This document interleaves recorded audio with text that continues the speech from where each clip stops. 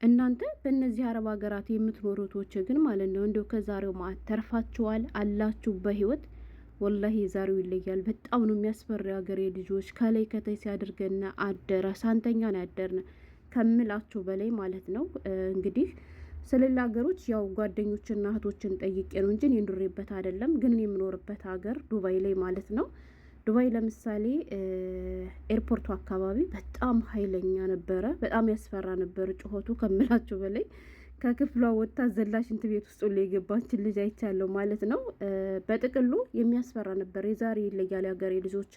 በተለይ ደግሞ መኝታ ክፍላችሁ ወይም ደግሞ አልጋችሁ መስኮት ጋር ከሆነ ከመስኮቱ ጋር የእሱ ጩኸት ሲገናኝ የሚፈጥረው ጩኸት ለዛ የሌለው ቆላችሁን ገፎት ነው የሚሄድና በጣም ያስፈራ ነበር። ግን እንደሰሞት ከሆነ ዱባይ ውስጥ ብቻ ዛሬ እንዳልኳችሁ እኛ ሰፈር ኤርፖርቱ አካባቢ እንዲሁም ደግሞ ራስ አል ሄማ በጣም ኃይለኛ ተኩስ ነበረ።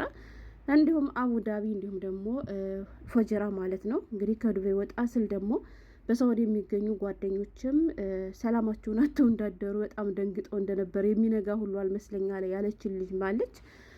ለምሳሌ ደማም እንዲሁም ደግሞ ጅዳ አካባቢ ኃይለኛ ተኩስ እንደነበረ ነው እንግዲህ እያወሩ ያሉት። ኳታርም ኳይትም እንዲሁም ደግሞ ባህሬን ማለት ነው። በጥቅሉ ብቻ የሀገሬ ልጆች ኢራን እያመራለች። ቆይ ምንድነው ፍላጎቷ? እውነት በጣም ነው ያመረረች ኢራንና ከዛሬ ነገ ልብ ትገዛለች እኛንም ትተውናለች ብለን ነበር። እየተወችን አይደለም። በዚህ አጋጣሚ አላየንም አልሰማንም እንዳት እያንዳንድሽ ረትቡሽ አንጣትኩም ማለት ነው። ይበናት ረትቡሽ አንጣትኩም። ምክንያቱም ማታርፉ ውሹ ቢስቱ እና ጥንቃቄ አድርጉ። እውነቴን ነው የምላችሁ።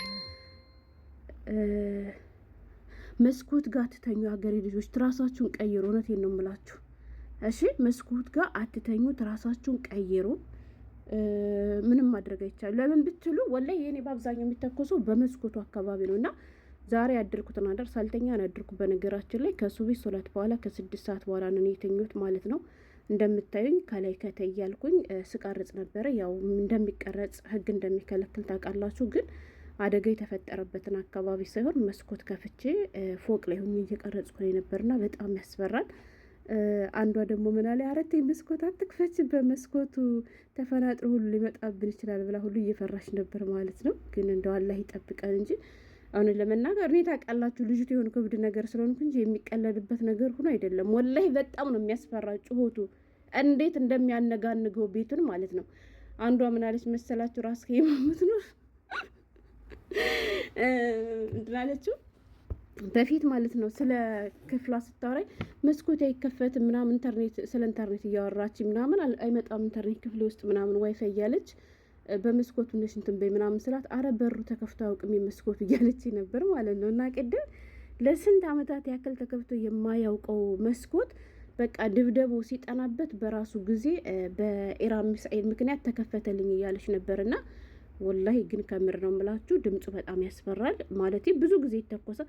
ከድምፁ ደግሞ የርብሽ ያረገኝ በሶስቱም ስልኬ የሚላከው የማስጠንቀቂያ መልእክት ጠው ገና ሲል እነሱ መልእክታቸውን ይለቃሉ ማለት ነው። ቆይ እኔ ግን አልገባኝም። ሆነ ለመናገር ተጠንቀቁ የሚሉን ማለት ነው ወይስ የሆነ አንድ አካባቢ ብቻ ቢሆን ከዛ አካባቢ ባለመሄድ ልንጠነቀቅ እንችላለን።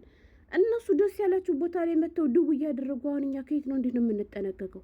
እንዴ እንደምታይ ታውቃላችሁ፣ አረብ ሀገር ላይ 24 ሰዓት በሙሉ ስራ ነው። 24 ሰዓት በሙሉ እንደፈለጉ ነው የሚወጡ የሚገቡት። እነሱ የታደሉ ሀገራቶች ነበር። እንደሆኔማ ቡዳ ሆኜ በሎት መሰል ዱባይ ነው። እውነቴን ነው የምላችሁ። ሰው ጋር ሳወራ ዱባይ ምን አለ ምን ይፈጠራል ዱባይ ከሰላም ውጭ ምን አለ እያልኩ እያወራው ነበርና አሁን ላይ ግን ዘንድሮ የሚታየውና የሚሰማው ነገር በጣም ያስፈራል። እንዳያችሁት ሰሞኑን በጣም የዝናብ መጥለቅለቅ ነበር። በዚህ አጋጣሚ ሸቃሎችዬ ማለት ነው ቶሎ ቶሎ በሉሽ። እርግጠኛ ነኝ ብዙዎቻችሁ ማገሰልቱት ያብሳ። ከዚህ 2 ቀንም ደግሞ ድጋሚ በጣም የሚያስፈራ ዝናብ እንደሚጥል እየተነገረ ነው። የማስጠንቀቂያ መልእክትም ገና ካሁኑ እየተላከ ነው እና በየስልካችን ቶሎ ቶሎ ጠቡ ለማለት ያክል ነው። ሰምታችኋል? እሺ። እና ብቻ ያስፈራል። ኢራንዬ ምን አስባ ነው? እናንተ በባለፈው የሆነ ቪዲዮ ሰራለሁ ብዬ ሳልሰራ ቀረው። እሱ ምንድን ነው መሰላችሁ? ያ ታውቃላችሁ በረራ የለም እና በረራ ባለመኖሩ ምክንያት የተለያዩ ሀገር ዜጎች መምጣት አይችሉም ዱባይ ውስጥ። አብዛኛው እንደውም የሌላ ሀገር ዜጎች እዚሁ ሲኖሩ የነበሩ እየለቀቁ እየወጡ ያሉ ብዙ ሰዎች አሉ። እንዴት አወቅሽ ካላችሁኝ ጓደኞች ስራ ገብቶባቸው የነበሩ ሰዎች ወደ ሀገራቸው ሲሄዱ እነሱ ያው ስራ የፈቶቶች እንዳለው አውቃለሁ ማለት ነው። እና በዚያ ቀውጢ ሰዓት እንግዲህ ዶክተር አብይ ዱባይ መጥቶ ነበር እና እውነት ይሄን ነው የምላችሁ። እኔ ነግሬያቸዋለሁ ከአሁን በፊት በአበይ ጉዳይ ለግብጾች እንትን ብላ ከመዳም ጋር ተጣልቼ ነበርና በዶክተር አብይ ምክንያት ተከበርኩ ብላችሁ ታምኑኛላችሁ?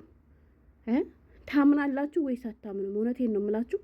ብዙም ያናደኝ ነገር ቢኖርም እንደዚያ ቀን ግን ዶክተር አብይ ማለት ነው አስደስቶኝ አያውቅም። ግን ደግሞ በአንዳንድ በኩል አናዱኛል። ምን አናደደች ካላችሁ አሁን ይህ ሰውዬ እኔ የማይቀርብኝ ብሎ አሁን እሱ መጥቶ ደግሞ ዱባይ ታይቶ ደግሞ እኛንም በኢራን ሊያስደበድበን ነው ወይ? ያችን ምስኪን ሀገር ሊያስጨፈልቃት ነው ወይ? ካለባት ችግር በላይ እንዴት ሰው ከእሱ ጋር ይታያል? ምናምን ብዬ ስጋት አድሮብኛል። እውነት ተናገሪ ካላችሁኝ ማለት ነው። ግን ደግሞ ወላሂ ነው የምላችሁ በጣም በሰፊው መነጋገሪያ አድርገውት ነበር፣ አረቦች ከሚባለው በላይ ማለት ነው። ራሱ የዱባይ ሬስ ፌስቡክ ላይ የጻፈውን አይታችሁት ከሆነ ማለት ነው። ብቻ በጣም ብዙዎቹ የምስጋና ቪዲዮ ሁሉ እየሰሩ አይቻለሁ ማለት ነው። ከኔ ሰዎች ብጀምር ራሱ እንዳልኳችሁ መዳሜ ከኛ በላይ ለግብጾች ነው የምታግዘው። መዳሜ ኢራኔ ነች እና ብቻ ብዙ ነገር አለ ስለ እሷ ተውትና ማለት ነው። እና ሰውየው ያውቃል። የሀበሻ ሰው እኮ ታማኝነቱ የተረጋገጠው አሁን ብቻ አይደለም በነጃሽ ዘመን ነው ብሏል ማለት ነው። ገባችሁ? ከዓለም ላይ ካሉ መሪዎች መጥቶ በምትፈልገው ነገር ሁሉ ከጎንህ አለሁልህ ብሎ የተናገረ ለመጀመሪያ ጊዜ ከዓለም መሪዎች የኢትዮጵያ ራይስ ብሎ የተናገሩት ማለት ነው። እና በጣም ብዙዎቹ እያነጋገረ ነበር። እንግዲህ የራሱን ችግር ትቶ የሰው መጣ ምናምን እያልኩ ቢሆንም መናገር አልፈልግም። ለምን ብትሉ ሁሌም እንደምላችሁ የሀገሬን ህዝብ የሀገሬን ችግርና የህዝቤን ችግር እኔ ወጥቼ ላረብ አልናገርም። ዛሬ እሱን ለማጣጣል ብዬ እንደዚህ እኮ ነው የራሱ ጦርነት አለ ምናምን ብዬ ብናገር ነገ ጉዳቱ ለራሴ ነው። ገብቷችኋል? ከአሁን በፊትም አንድ ታሪክ አካፍያቸዋለሁ።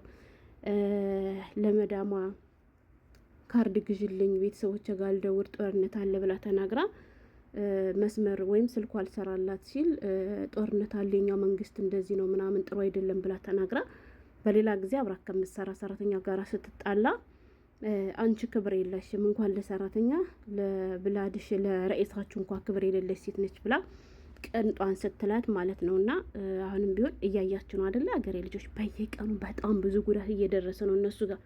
ግን ይሄ ጉዳታቸው እንዲነገርባቸው የፈለጉ መፍና አድርገው ነው የሚያስቀሯት። የሀገራቸውን ገመና አሳልፈው አይሰጡምና ስለዚህ እኛም ብስል መሆን አለብን። የፈለገ ያክል እንኳን ማለት ብዙዎቻችን አሁን እሱ በመምጣቱ የተናደዳችሁ ሰዎች ትኖራላችሁ፣ ቅሌታ ሙሉ ያላችሁ ሰዎች ትኖራላችሁ። እኔ ግን አለልም ማለት ነው። እና እንደዚያ ብላችሁ ከአሰሮቻችሁ ጋር እንዳታመሽ ዝም በሉ። የሆነውን ነገር በሆዳችሁ ይዛችሁ ማለት ነው።